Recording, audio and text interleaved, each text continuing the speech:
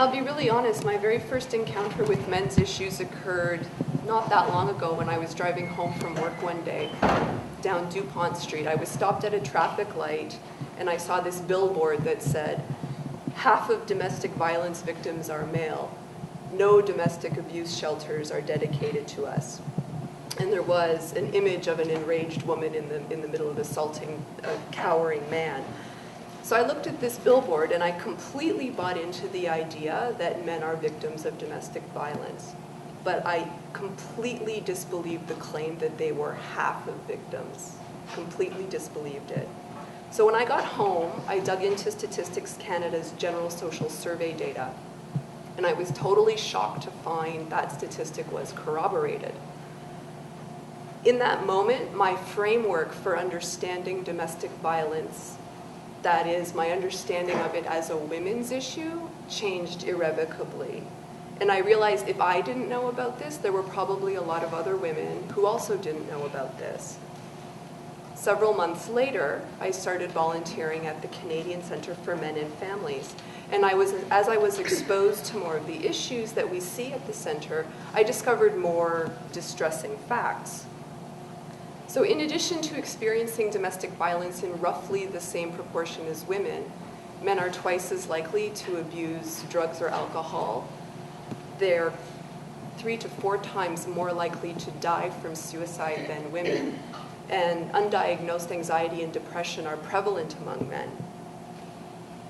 What makes these trends even more concerning is a fourth fact, which is the fact that men are dramatically less likely to seek help for mental health concerns than women.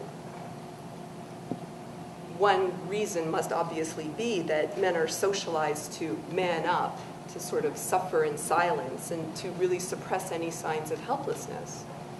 And I don't have to look much farther than my own circle of family and friends to see evidence of this culture of silence. And I'm sure a lot of the same stories can be found among many of the people who are here in the room this evening.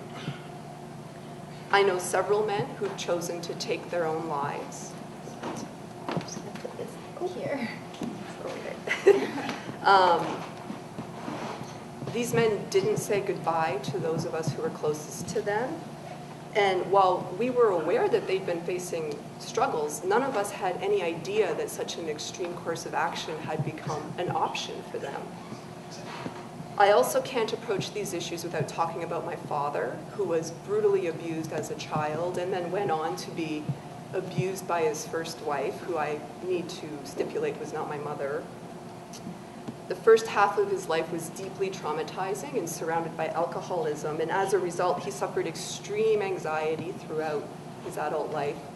Hypervigilance, he had difficulty regulating and expressing his emotions. And when I asked him about, have you considered seeking therapeutic counseling? His response was, and I quote, "What kind of a man pours out his problems to a complete stranger?" Unfortunately, he died having never dealt with these traumas. And I tried to understand my father through a lot of different lenses, through our cultural lens, through biological lens, through our economic background. But it wasn't until I really started to look at his experience through the lens of gender, that is, the norms of masculinity that forbid vulnerability, that I really started to understand my dad and in many ways myself. So these experiences have taught me that men's issues aren't just for men. Gender norms that teach men that, asking for help is weakness, that they need to suffer in silence, that they need to man up in the face of difficulties, these hurt women too. Breaking down these gender norms so that men feel comfortable getting help, literally keeps them alive and with us longer. Helps them become more self-aware and resilient partners, fathers, brothers, and sons. Thank you.